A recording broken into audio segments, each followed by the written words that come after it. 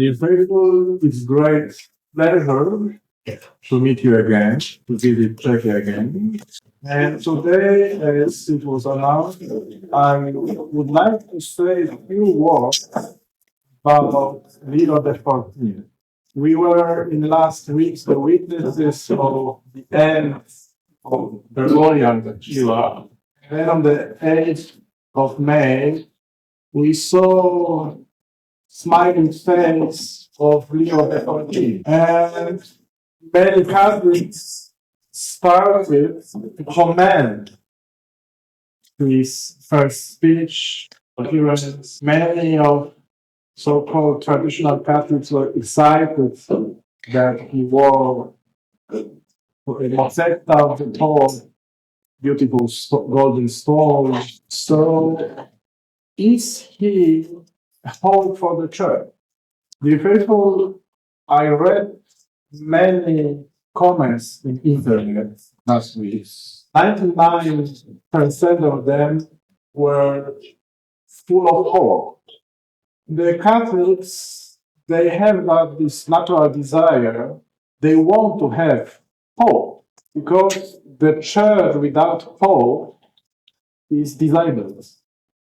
But we are obligated to follow the reality, our wishes or our dreams. Among those comments which I saw on the internet, one was, let's say, quite strange. A man pretending to be a traditional Catholic wrote, everything will be soon all right in the church because Paul wears white socks. Well, I believe that you are present here. You know that the most important is the Catholic faith and not the color of socks.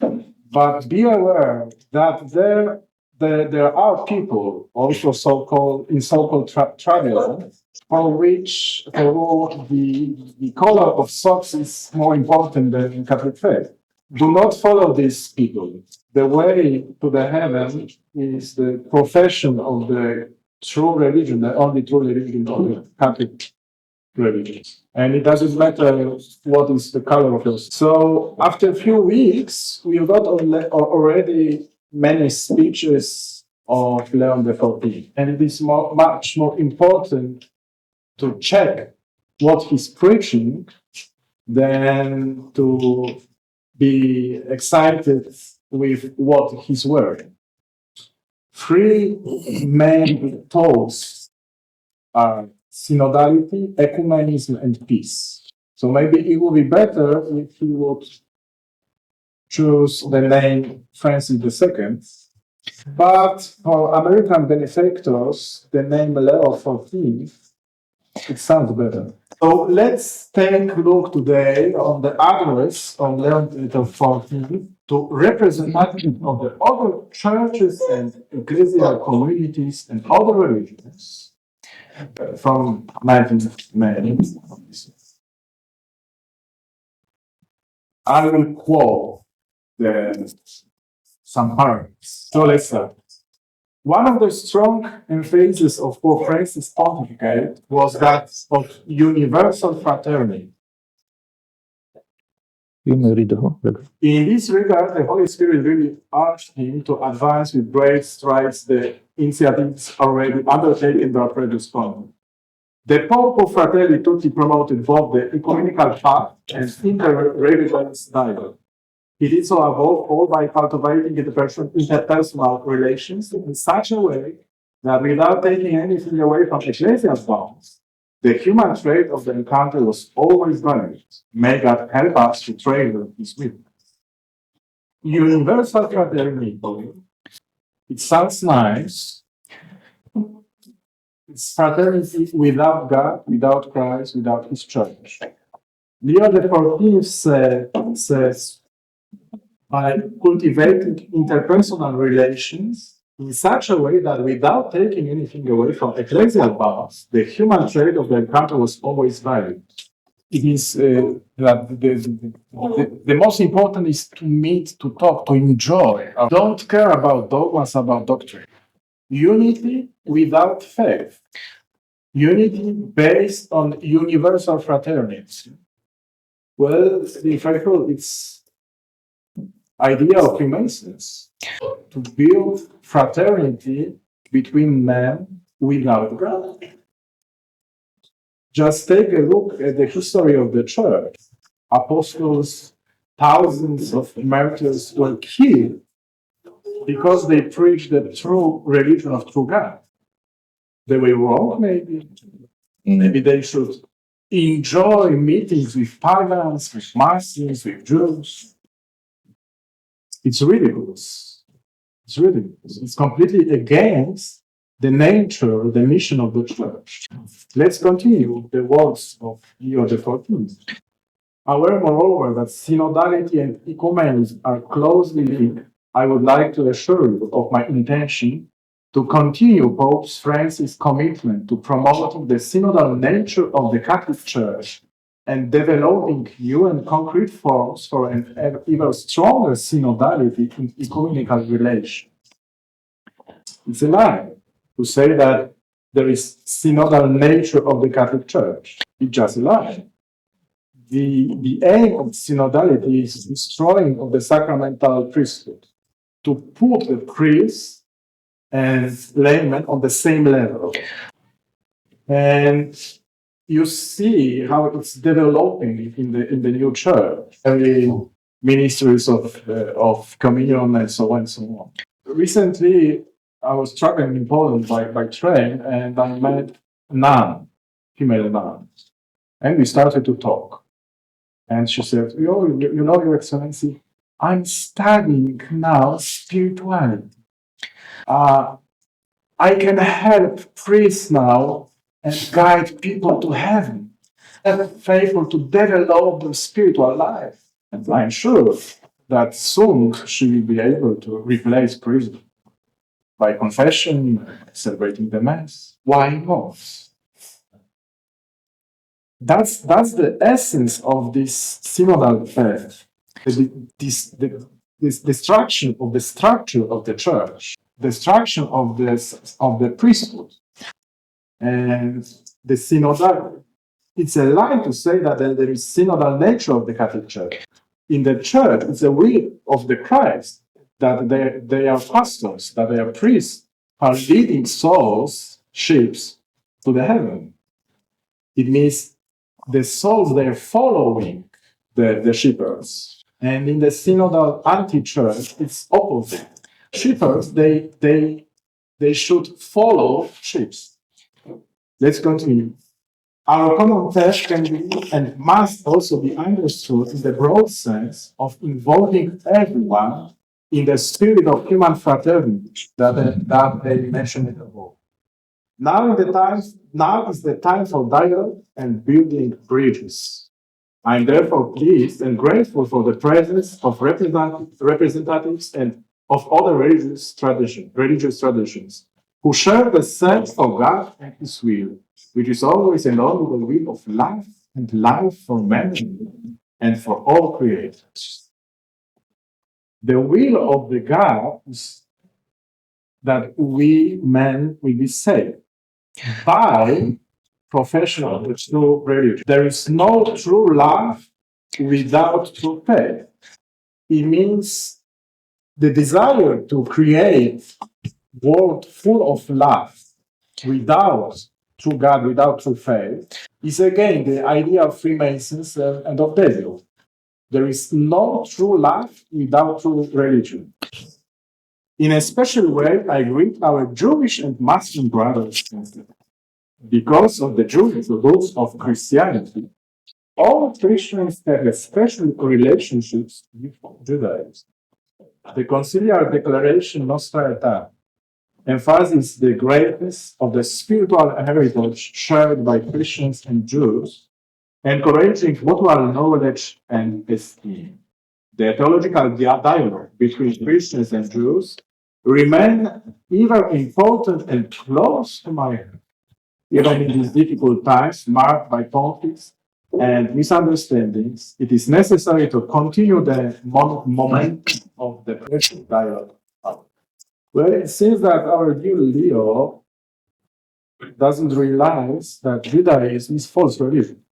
The only thing which Jews can do is that they convert Jesus Christ. And the duty of the Pope is to remember them about the necessity of conversion to our Lord Jesus Christ. Without Jesus Christ, they will go to the hell. There is no salvation outside the church. The Jews, they don't have their own way to heaven. A man who rejects Jesus Christ not be able to enter heaven. That's the teaching of the church. Relations between the Catholic Church and Muslims have been marked by a growing commitment of dialogue and fraternity. Fostered by esteem for those our brothers and sisters who worship God, who is one, living and subsistent, merciful and almighty, the creator of heaven and earth, who has also spoken from humanity. This approach, based on mutual respect and freedom of conscience, is a solid foundation for building bridges between our communities. Well, in fact, I got the impression that in the case of Leo XIV, that it not only lacked some fundamental catechism knowledge, but also lack of the knowledge of the history. Growing commitment to dialogue and fraternity. Approach based on mutual respect and freedom of conscience. Where the Muslims, since centuries, they are killing Christians, they are killing Catholics. The history of Europe is full of blood. The Muslims, they hate true God. They do not worship the one true God. They reject the most holy Trinity. Is Leo XIV not aware of it? Is he not aware of what is happening in Arabic countries where the Christians are killed, murdered by Muslims? Is he not aware what is happening already in Western Europe with all those immigrants? I'm visiting quite often also Germany and Switzerland, and the people there, they are afraid. They are afraid of going, of walking in the afternoon, in the night. Is this really approach based on mutual respect or freedom of conscience? We have to respect Muslims. We have to give him any kind of support. We are giving them money for elevate our future, maybe murderers. They hate Christians. They hate Catholics. Nothing changed. Let's continue. To all of you, representatives of other religious traditions, I express my gratitude for your participation in this meeting and for your contribution to peace in a world wounded by violence and conflict. Each of the communities represented here brings its own contribution of wisdom, compassion, and commitment to the good of humanity and the preservation of the common whole. I'm convinced that if we are in agreement and free from ideological and political conditioning, we can be effective in saying no to war and yes to peace, no to the arms race and yes to disarmament, no to an economy that impoverishes peoples and the earth, and yes to integral development. Would you guess that this quote from Leo XIV, if you didn't know that, his speech? I'm sure that those words can be said by Ursula von der Leyen. The problem is that it's a vision of the world full of peace, but without God. There is fourth paragraph of the speech of Leo XIV. And again, you will find any words about true God, about Catholic Church. It's a plan of Freemasonry. It's new world order. World without God. As a Catholics, we know well that the source of the peace of our hearts, peace in our families, in our nation, between nations, is only God. The source of the peace is not dialogue. But that's the vision of the work by Leo XIV. New world order. And Leo XIV, he repeats very often the word peace. Peace, peace, peace. And when I'm reading his sermon speeches, then I think about the words which you will find in the Holy Scripture, in the first epistle of St. Paul to the Thessalonians. For when they shall say peace and security, then shall sudden destruction come upon them. As the pains upon earth that is with child, and they shall not escape. And I wonder if St. Paul wrote these words about our times. Just look at all those Muppets, so-called politicians. Justice, security, peace, peace, peace. The same in the new church. The most important is peace, peace. Then shall sudden destruction come upon them. The witness of our fraternity, which I hope will be able to show with effective gestures, will certainly contribute to building a more peaceful world, something that all men and women of good will desire in their heart. And dear friends, I wish you not that you will build a more peaceful world, but more Catholic world. The peace is not the most important. Most important is the Catholic faith. It's better to die during the war with Catholic faith, state of grace, than to have comfortable death in a world full of peace, without faith, without God's grace. Think about it. We have to pray not for more peaceful world, but for more Catholic world. It means we all have to prepare ourselves for fight. Are you ready to sacrifice something to Christ and His Church? Are you ready to offer Christ your life? If not, just follow Leo XIV on the path of Bergoglio, which I'm afraid will lead you to the hell.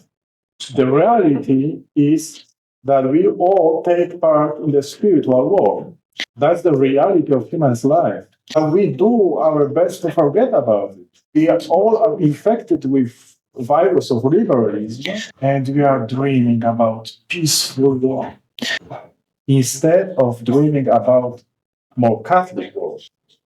Dear Czech friends, may God bless you, and may all of you present here contribute to the true renewal of the Catholic Church, of our societies, our countries. The Saint Pius X, his Pope's motto was Omnia instaurare in Christ, to renew everything in Christ. That's our aim, not to build more peaceful worlds, to promote universal fraternity. That's not the program of the Catholic Church, that's not the mission of the Catholic Church, that's not the mission of the Pope. May God bless you.